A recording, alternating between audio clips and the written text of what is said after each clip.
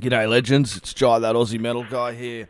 Before we get stuck into another great interview brought to you by Crannk.com and thatmetalstation.com, don't forget to hit the like and subscribe, and that way you can keep up to date with all the best music and interviews from all over the world.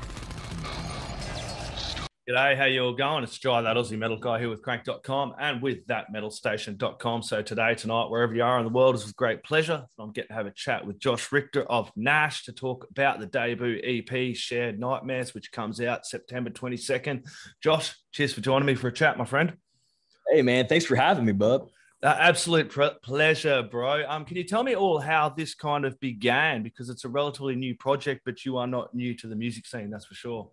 Right. Yeah, man. So, okay. The guitar player of the other band that I'm in, Bather, is my younger brother. And he had left the band for a short period of time and started writing this project that he wanted to do. He's always been a big fan of sludgy, abominable iron sloth, real just dirty, low end stuff. And he was writing this like solo project, and he ended up coming back to Bather, and he was talking to me about it. And he's like, I kind of want to do that project still. So I told him, I was like, yeah, man, I'll jump on and we'll do it together. And we kind of just knocked it out, and it became the GNASH EP. And it's cool. It's completely different than what I expected. We kind of just went in.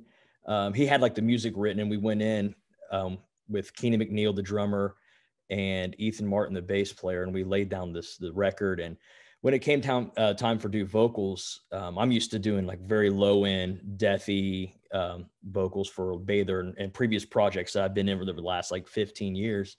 And I was like, this stuff is so low. I feel like I need to do something different to get it to even just cut through, And so I did all highs, and that was the very first time I ever did a project where it was straight, just like high black metal type style vocals. And that's just how it just kind of fell together, and it ended up being really cool and just very unique for us anyway. What was that like you vocally going with those high end black metal vocals there? Like vocal wise, like work. It was like, man, it was weird because like in my head, I was thinking like, you know what? I want to kind of do that traditional, like maybe crowbar type vocal or something like that would fit a very, low and slow type band. And I was getting frustrated in the studio because just nothing felt right. It just didn't feel right. And I just did highs. It's kind of like, almost like I was mad. And I was being annoying, and it worked. and like Nicky, my brother, the guitar player, was just like, yeah, let's just do that for the whole record. And it fucking worked. I don't know. Like it wasn't even, I do highs here and there in other projects, but not to this extent where it was very pronounced and it was just very throaty. You know what I mean? So it was completely different. It's a register that I'm not really used to. I didn't hurt myself, which is good, but it worked somehow, and it's cool. It's different. Like I said, it was different for you, so it would have been fun for you vocally to push yourself to be able to do that too. Right. Yeah, man. It was, I think it took me a couple takes to really get in the pocket and feel comfortable and kind of find like the actual sound. Because like I said, initially I just did it because I was upset. So I was just kind of mad. Pissed. Like, you guys are getting on my nerves. Like, so I'm going to be annoying.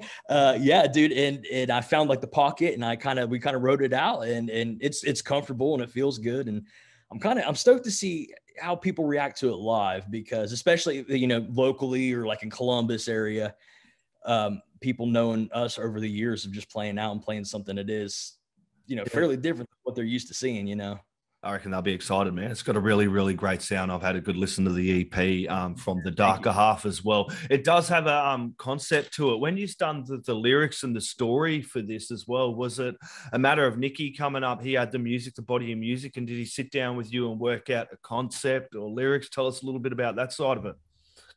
Yeah, man. So originally that was just going to be one song. The whole idea was a written thing. I was like, that's what this one song is going to be about that I'm going to write. It just didn't feel done, like I wrote that one song and I was like, man, I just feel like there's more to it. I can tell more. So I stretched it out over the entire record. And I've never written a concept record before. I'm usually, song and roll, because I feel like I either over explain or I don't explain enough. So I get, in this little spot where I'm like, I don't know if I have enough of a story to fill out a whole record, or I got too much and I just got to cram it all in there. And this just worked out perfect because it's such a short record that I was able to kind of like write a story with it. And it's very dark, but it has a very like, what can you like, how can I explain it? Like something like that. Anybody that understands it's about, it's the concept about these two conjoined twins that one of them dies. So the remaining twin has to just carry around its twin, but it's like, it's an analogy for everybody, dude, carrying around baggage, whether it's the loss of someone we've had in our life, a death, or just any type of baggage. I listened to this, and when I read the email, obviously, and took in the concept of the story of it, I'm like, this can be taken on so many different ways, whether you're carrying the grief of someone you've lost, or, as you said, any type of baggage you've got on with you, man, in your life, you can take through into this EP.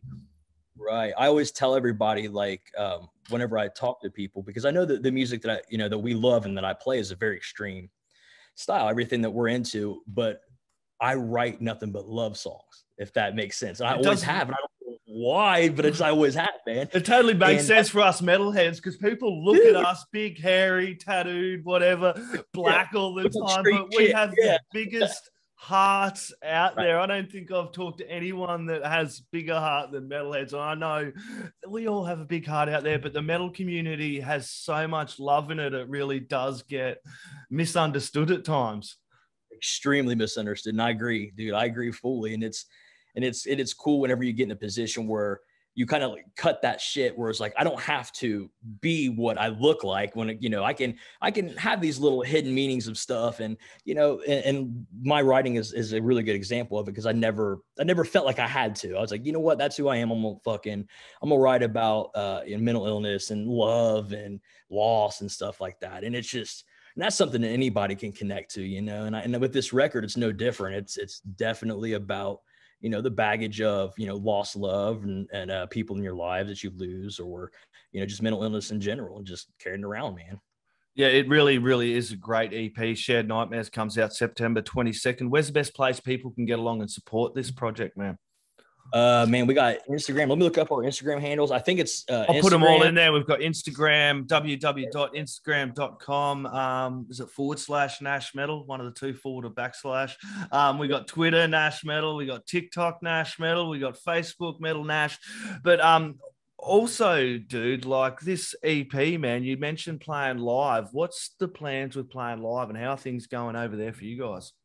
Yeah, man. I think that our goal right now is, because I'm playing guitar in this project too, which is completely foreign to me also. So vocals and guitar, doing two things at once. I can barely, chew gum and walk. So we'll see how that goes. But right now, we're just rehearsing the record, and we're going to, I think the goal is either first of the year or the end of this year is to start progressively trying to, edge our way into the local scene and get on shows. And luckily, there's a lot of really good promotion companies, and like in the Columbus area, in the Cincinnati area, we got a lot of connections, a lot of friends that would be more than down to throw us on a show just to open up. And it's a fresh project for us. We're so used to playing in other projects that it's cool to be like, oh, dude, we're a new band again. You know what I mean? Like, this is a new thing. So it's exciting, dude. It's cool to be the new guys again, and I like it, man. It makes me feel young, Yeah, and it must be fun and cathartic for you to have all these different musical projects which you can bounce around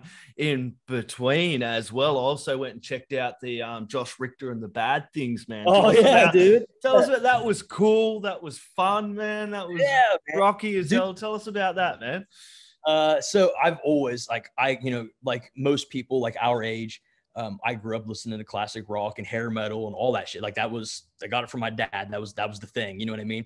And I have like a deep, deep love for all that stuff. Classic rock, the real over the top, like, I'm a rebel shit, and my whole life since little kid, the very first cassette that I ever got was the Last Action Heroes soundtrack, because it had like Megadeth, and it had Megadeth's Angry Again, AC/DC, Big Gun, Alice in Chains, What the Hell Have I? And then there was a Dawkins song on it. And I was like, dude, this is incredible. Like, this is my shit. This is everything that I like.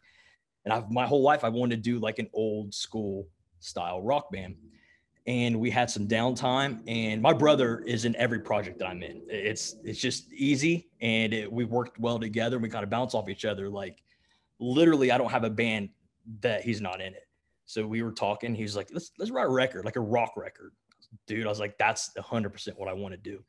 Kicking around names. We were just going to do, like a regular band name. And we were like, let's kind of make it like real over the top and exaggerated. Because if you watch the music video, it is so not me in real life. Like it is the most ridiculous shit. And it was just fun, dude. And we recorded it with Jeff, what is Jeff's last name? Out of in West Virginia.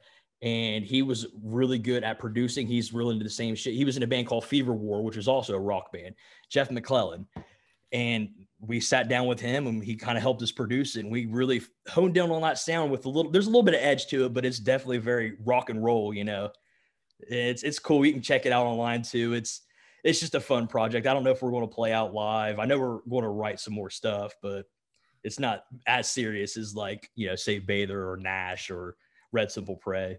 Yeah, no, it's got a really good sound to it. And it's fun when like I talk to guys like you that have this most brutal heavy band and then they've got this rock band as well. Because we all grew up on rock, man. I love rock. And that's why I talk to metalheads. Like I'll listen to folk, classical, fucking anything. If it bangs, man, I'll crank it, dude. And I was chatting to Paul Mazurkiewicz the other day of Cannibal Corpse, man, and he was talking about his love of rock as well and starting the band Umbilicus, which he's got going now with Vernon, man, which is rocky as bloody hell. And this kind of matched up a little bit. So that's why I kind of wanted to mention Josh Richter and the Bad Things, because it was cool as bloody hell, man. Yeah, I forgot they did that. They did that rock. Is the whole record out? Not yet, dude. It comes out soon. Oh, yeah. I've had to listen to it. It's fucking really bloody cool, man. It's got Taylor on there from Deicide and Inhuman Condition and bloody 20 bloody other bands he's in as well with Jeremy. Really cool, man. Can you tell me about Bather? I want to find out a little bit more about Bather, your other band there, dude. Bather is myself, my brother, of course. Trey Myers, who was in a band with our drummer at one point in time. Mike, our drummer, is also in a band called Orthodox and Zone Zero. So how we all came together is we used to have a band. Me and my brother had a band called Forest Wars, which is kind of like a grindcore, more like a fast pace. Yeah, it was just super, just dirty fucking, not even structures, just mad shit. And he would fill in on drums for us because our drummer owns a record store in the town we live in, and he wasn't able to leave a lot for tour and stuff. So we had Mike fill in, and next thing you know, he just joined the band, and we just swapped completely over to a new band, and it was the same members. And we kind of honed more into a sludgy, deathy style. There's some sludge, kind of like how Nash is, but it leans a lot more towards just death metal and like kind of like darker metal stuff. Done some touring. We got a record we put out about 1.5 years ago, 2 years, called Phantom Guilt. That was the last record, and we're currently writing a full length. It's going good. It's a breath of fresh air to be able to bounce between, like you were talking about projects, man, because, when you've been doing it or even just been a fan or been involved in this style of music, like sometimes you kind of just have to shift gears or you're going to go crazy. It'll get stale super quick. And yeah, man, we're just working on stuff right now and kind of sharpening up this new record. It's leaning a little bit different on this record, but it's a lot heavier than our previous stuff. Yeah, you hit the point and nail right on the head there, Josh, because I've chatted to other artists who have multiple bands on the go, and it seems to be having these different projects and vehicles where they can express themselves actually makes the process better for the other band they're working with. You know what I mean? There's stuff they can't do with that band while they're making that, and they go, damn, that's going to be good for this. And, they're able to be more productive. Surprisingly, you think it'd be harder to have all these bands, but productively, it's like, dude, I'm churning this out. I'm doing this. I'm doing that. Dude, I couldn't agree more. That's something that, because I used to not think that way. I used to feel like I was cheating on my girlfriend. If I was doing anything outside of the main band I was in, dude, I swear to God, I felt guilty. Oh my God, dude. I would go to bed just feeling guilty. Like the band, mate, when you're in rehearsal, like, fuck, shit. I text and shit. Text pops up and it says Domino's Pizza, and it's like, and it's just lyrics to another band. dude, it felt awful. And I realized that if I, there's also, the complete opposite end where you spread yourself too thin and everything sucks. Yeah. But man, it has made me a better musician overall. A lot more understanding, and I get out some of the stuff that I tried to make work in one band, as far as like maybe lyrics or just concepts or vocal ideas or whatever. I can get that out of my system in other projects, and really kind of find, okay, well, this is what this is now.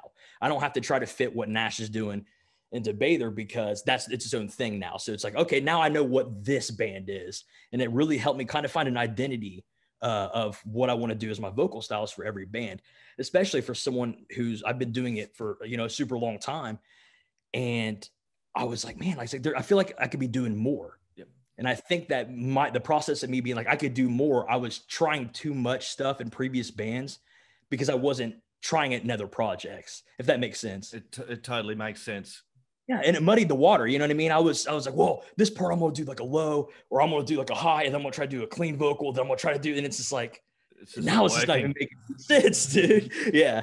And then now you have these different vehicles which you can kind of roll around in, and I will put links in for them so people can check all them projects out as well. Josh, I know, man, look, this has been an absolute pleasure. I would love to have a chat with you later in the year when Bather's got ready to drop an album, man. This has been an absolute pleasure. Really, really enjoyed it. Everybody go check out Nash Shared Nightmares. Comes out September 22nd. You're going to want to put it in the stereo, crank it loud for the neighbors. As with Josh Richter and the Bad Things, bust open a whiskey or a Diet Coke, whatever you like. Dude. Crank some of that.